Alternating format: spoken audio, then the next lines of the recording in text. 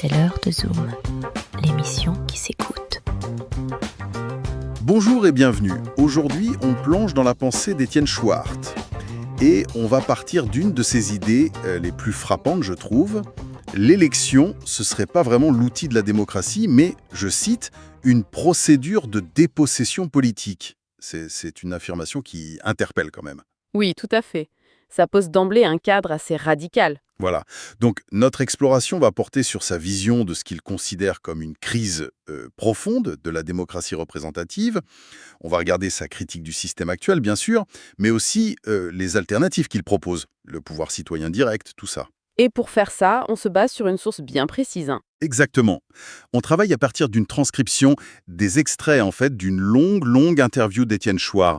Pour rappel, ancien enseignant, essayiste, blogueur, qui était interrogé par Eric pour la chaîne YouTube Les Incorrectibles. Oui, l'interview intégrale s'appelle Étienne Chouart. Et si le peuple reprenait le pouvoir? C'est ça. Et notre analyse, donc, se fonde sur ce dialogue tel qu'il a été retranscrit. On est sur une source datée du jeudi 30 octobre 2025. Exactement. L'objectif, c'est vraiment d'extraire la substance des arguments de Chouart dans cet entretien spécifique.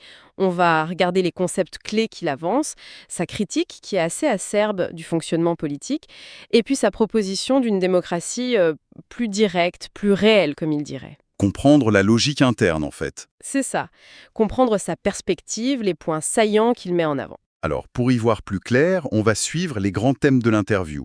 D'abord, cette fameuse critique radicale de l'élection.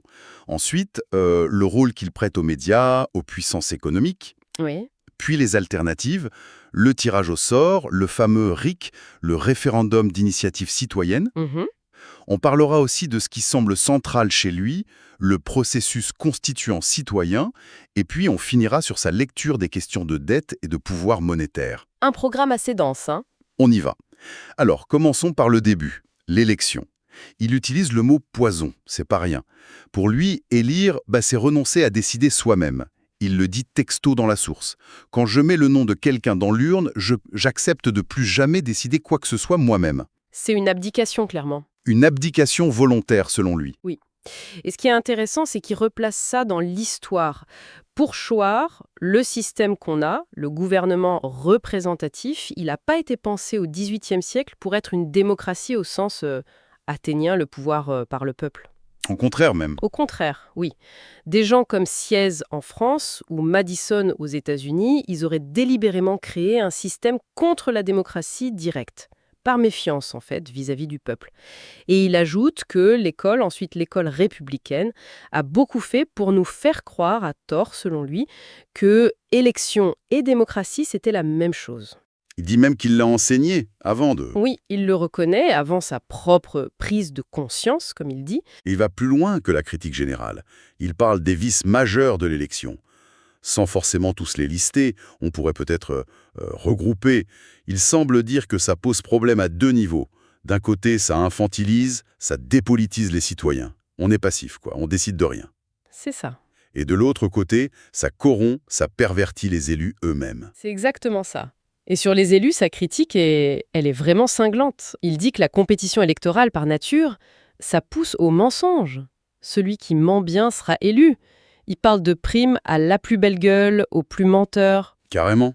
Il va jusqu'à dire que ça sélectionne tendanciellement les pires, tout en admettant qu'il y a des exceptions, bien sûr.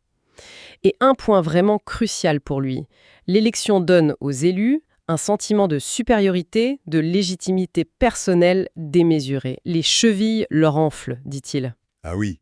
Il la qualifie d'aristocratique, au sens premier. Le choix des meilleurs, aristos, qui finissent par se prendre pour pelle et gouverner sans vrai contrôle. Alors sur ce point précis, et pour être tout à fait clair sur ce qu'on trouve dans la source, il faut dire que Chouart utilise des mots très durs envers certaines personnalités politiques. Emmanuel Macron, par exemple, est qualifié de crapule, de traître, d'agent de l'étranger. Oui, les termes sont forts. Ils le sont. Et il est essentiel de préciser ici, on rapporte les propos tenus par Étienne Chouart dans cette interview source pour Les Incorrectibles. Ce sont ses mots à lui. Ça ne reflète absolument pas notre opinion ou une validation de notre part. Notre rôle, c'est bien d'analyser le contenu de cette source. Exactement, c'est important de le souligner. Bon, ce lien entre élection et, disons, dérive du pouvoir, ça nous amène à un autre point central chez lui, le rôle de l'argent. Comment ça s'imbrique, l'argent, dans ce mécanisme d'après-choir? Il dit carrément que l'élection donne tous les pouvoirs aux plus riches. Le mécanisme qu'il décrit est assez simple en fait. Pour être élu, il faut beaucoup d'argent, beaucoup de moyens, notamment médiatiques.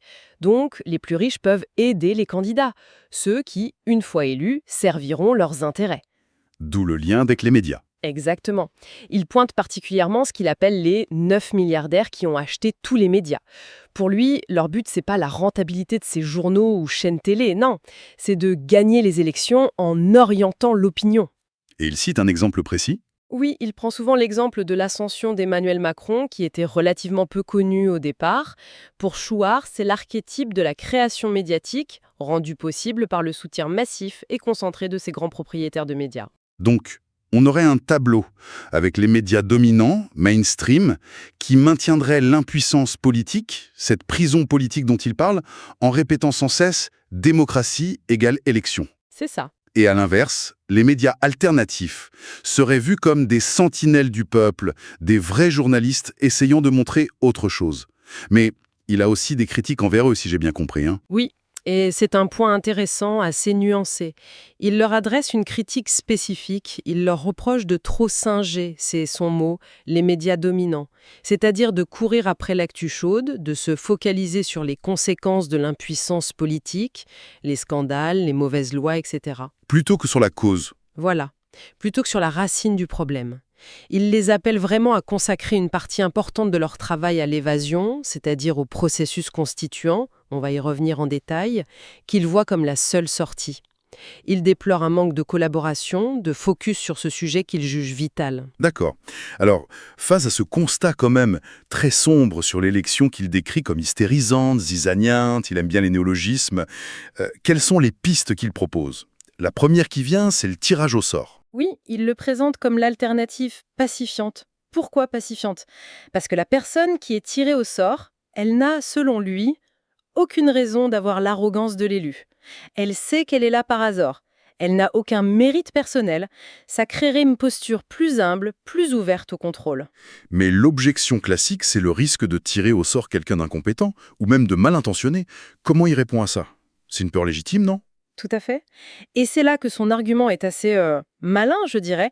Il retourne l'objection. Justement, parce que tout le monde a peur de ça, peur de tirer un con ou un salaud, pour reprendre ses mots, eh bien, ça obligerait la communauté politique à mettre en place des garde-fous très stricts. Ah d'accord. Des contrôles avant, pendant le mandat avec une possibilité de révocation, et après, avec une vraie rendition des comptes. Alors qu'à l'inverse, l'élection, en donnant une forte légitimité perçue aux élus, les rendrait, paradoxalement, bien moins contrôlables en pratique. Donc la peur liée au sort serait pour lui une garantie de contrôle populaire. C'est contre-intuitif, mais ça se tient dans sa logique. Et pour faire les lois, concrètement, Ah, ce seraient des gens tirés au sort qui les écriraient? pas forcément pour la décision finale. Pour ça, il met surtout en avant le référendum d'initiative citoyen, le RIC. L'idée centrale, c'est que ce sont les citoyens eux-mêmes qui votent les lois. Directement. Oui, la préparation des textes, elle, pourrait être faite par des assemblées tirées au sort ou même élues. Il n'est pas totalement fermé là-dessus pour la phase préparatoire. Mais la décision finale, elle, appartiendrait au peuple. Après un vrai débat public, contradictoire, bien organisé, une mise en scène des conflits, comme il dit, pour que chacun puisse se faire une idée. Et il y a une conséquence assez radicale qu'il imagine si un tel système existait. Ah oui, la disparition des partis politiques. Carrément. Pour lui, les partis, c'est avant tout des machines à gagner les élections. Si l'élection n'est plus au centre du jeu, remplacée par le sort et le RIC, les partis deviennent inutiles. Ils mourraient de leur propre mort, dit-il, sans même avoir besoin de les interdire. On sent qu'on arrive au cœur de sa pensée, là, avec cette idée de processus constituant populaire. Il répète sans cesse que la seule vraie sortie de l'impuissance, c'est que les citoyens écrivent eux-mêmes la Constitution. Qu'est-ce que ça veut dire concrètement, ce processus constituant populaire? L'idée, c'est que c'est le peuple lui-même, collectivement, qui doit définir les règles du jeu politique. les règles fondamentales, comment on organise les pouvoirs, quels sont les droits garantis. Et surtout, point absolument clé pour lui, ce travail ne doit surtout pas être délégué à une assemblée constituante élue. Pourquoi pas? Ça semblait logique pourtant d'élire des gens pour faire ça. Parce que selon son analyse, une telle assemblée serait forcément composée de professionnels de la politique. Et ces professionnels inscriraient dans le marbre leurs propres pouvoirs, leurs propres intérêts, et non pas la souveraineté réelle du peuple. C'est sa conviction profonde. Mais écrire une constitution, c'est quand même hyper complexe. Comment des citoyens ordinaires pourraient faire ça? C'est une objection forte, non? Oui, bien sûr. Et il anticipe cette objection. Il insiste énormément sur l'importance de ce qu'il nomme la conscience constituante. Et surtout sur l'entraînement. L'entraînement préalable. Il dit que l'essentiel, au début, c'est pas l'acte final d'écrire le texte. C'est la montée en compétence collective. L'apprentissage, en fait. C'est ça, il prend l'image de l'enfant qu'il apprend à écrire. Ce qui compte, c'est les heures passées à faire des lignes de A. C'est ça qui construit la capacité plus que le premier mot réussi.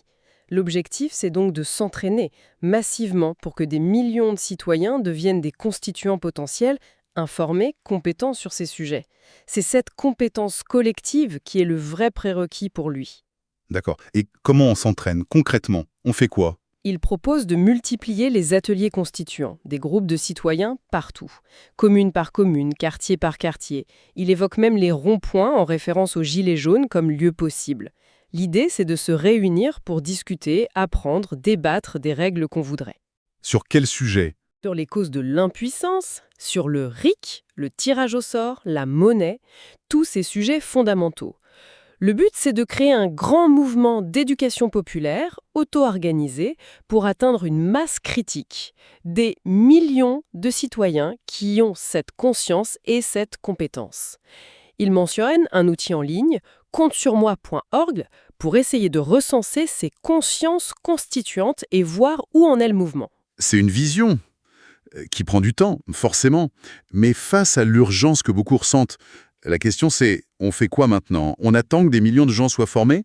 Quelle est sa réponse à ça? Sa réponse là-dessus est assez constante. Pour lui, l'action directe, la rupture, type grève générale, blocage massif, ça ne peut réussir et mener à une vraie démocratie que si la population est prête numériquement et surtout intellectuellement. Il faut savoir quoi vouloir à la place du système actuel. Il faut avoir un projet clair. Exactement. Ce qu'un peuple veut, il l'aura. Il le répète souvent. Mais à condition qu'il ait développé cette conscience constituante. Pour lui, l'étincelle, le feu aux poudres, ça ne sert à rien si la préparation idéologique et organisationnelle n'est pas là. Il donne l'exemple du Népal où une révolte populaire aurait eu lieu, mais sans aboutir, selon lui, à une démocratie réelle, faute de cette préparation constituante dans le peuple. On voit que le politique et l'économique sont très liés dans sa pensée. Abordons justement cet aspect économique, autour de la dette et de la monnaie. Il voit la dette publique, il prend l'exemple des 1000 milliards d'euros ajoutés sous Macron, pas comme une fatalité, mais comme un outil de domestication. Absolument. Sa critique économique est vraiment indissociable de sa critique politique. Il pense que la dette est utilisée délibérément par une élite au pouvoir, souvent issue de la banque, avec une vision de créancier pour justifier l'austérité et démanteler l'État social. Et sa position s'appuie sur quoi? Elle s'appuie sur une remise en cause profonde du système monétaire. Il est influencé par des idées qu'on retrouve dans la théorie moderne de la monnaie, la MMT, et chez des auteurs comme Benjamin Lemoine ou Stephanie Kelton. En gros, il soutient qu'un État souverain devrait pouvoir créer sa propre monnaie pour financer ses dépenses publiques. Créer les euros quand il dépense, dit-il. Au lieu d'emprunter? Oui, au lieu d'être obligé d'emprunter cet argent au marché financier en payant des intérêts, il voit l'origine de cette obligation en France dans une trahison politique qui remonterait à Pompidou avant même la loi de 73. Il décrit un mécanisme assez précis pour ce qu'il appelle l'étranglement de l'État. Tu peux nous le résumer? Alors, en gros, il y aurait 2 verrous imposés par ceux qui profitent du système actuel. Premièrement, interdire à l'État d'emprunter sans intérêt à sa banque centrale ou de créer directement l'argent dont il a besoin. Deuxièmement, faire voter par les parlements qu'il juge illégitimes, rappelons-le, des budgets toujours en déficit. Donc, interdiction de créer, plus obligation de dépenser plus qu'on a, égale besoin d'emprunter. C'est exactement ça. Et ce besoin d'emprunt devient structurel et croissant. Il faut aller chercher l'argent auprès des banques privées, des marchés financiers. Et une fois qu'on est endetté, ça devient l'argument pour Tout justifier. Couper dans les dépenses publiques, privatiser les services publics, réduire les aides sociales, c'est un cercle vicieux dans son analyse. Du coup, la solution qu'il entrevoit, c'est de retrouver une souveraineté monétaire, une puissance publique nationale, mais aussi locale, il parle du niveau communal, qui puisse créer la monnaie pour financer les besoins collectifs. services publics, emploi, écologie. Oui, sans dépendre des marchés et des créanciers privés. Et logiquement, ça va avec une critique du libre-échange généralisé, qu'il voit aussi comme un outil au service des multinationales contre les peuples. Tout ça nous conduit à une dernière question qu'il aborde. La légitimité, et donc l'obéissance. Si la Constitution elle-même n'est pas légitime, parce que non écrite ou validée par le peuple actuel, les morts qui gouvernent les vivants, dit-il, est-ce qu'il faut encore obéir aux lois, aux représentants? C'est la question de fond qu'il pose, effectivement. Mais il apporte une nuance importante. La désobéissance civile, même si elle lui semble justifiée, face à ce qu'il appelle les crimes de l'État, on va y revenir, ce n'est pas une fin en soi pour lui. Ah bon? Non. Si cette désobéissance n'est pas liée à un projet clair de reprise du pouvoir constituant par le peuple, elle risque soit d'être écrasée par la répression, soit de ne mener qu'à des changements de façade. On change les têtes, mais pas le système d'impuissance populaire. Et il propose une sorte d'exercice, de réflexion pour évaluer cette légitimité de l'obéissance. Oui, une sorte de tableau mental personnel à faire. D'un côté, on liste les raisons pour lesquelles on accepterait d'obéir à un État, garantir les libertés, la paix, la solidarité, protéger l'environnement, etc. Les missions théoriques, quoi. D'accord. Et de l'autre côté, on liste ce qu'il appelle les crimes réels de l'État. Les atteintes aux libertés, il cite les mesures Covid, les politiques d'austérité qui créent de la pauvreté, la destruction de l'environnement, les guerres. Pour lui, quand on compare les deux colonnes, l'obligation d'obéir perd beaucoup de sa légitimité. Mais il insiste, cette prise de conscience doit avant tout servir à construire l'alternative, c'est-à-dire le processus constituant. C'est toujours là qu'il revient. Bon, si on essaie de résumer les idées fortes d'Étienne Chouard, telles qu'elles ressortent de cette interview fleuve des incorrectibles, on a donc une critique, mais vraiment radicale, de l'élection, vue comme une dépossession. Oui. La proposition du tirage au sort et du RIC comme outil pour une démocratie plus directe. Et puis, surtout, cette insistance presque obsessionnelle sur le processus constituant populaire. L'idée que la clé de tout, c'est cette prise de conscience et cet entraînement intellectuel massif des citoyens aux questions constitutionnelles. C'est tout à fait ça. Ce qui est frappant, c'est vraiment le caractère systémique de sa critique. Il ne critique pas juste telle ou telle politique. Non, il s'attaque aux fondations même de ce qu'on appelle la démocratie représentative.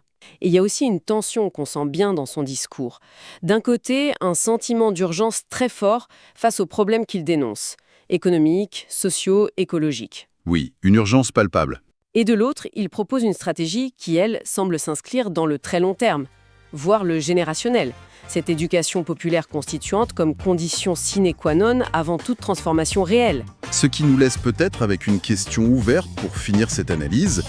La source nous présente une vision où le grand changement politique, il viendrait ni des élections, ni d'une révolte spontanée comme ça, mais d'un basculement lent, profond des mentalités, d'un entraînement intellectuel collectif à très très grande échelle, jusqu'à ce qu'une majorité écrasante ait acquis cette fameuse conscience constituante et soit prête à imposer de nouvelles règles.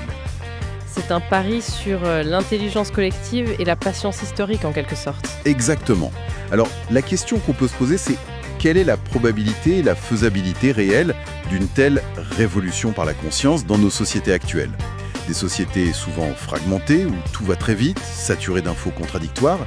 Est-ce que c'est réaliste ? C'est une question qui reste ouverte et qui invite sans doute à la réflexion. Tu n'es pas encore abonné ? Il est l'heure, mon Seigneur.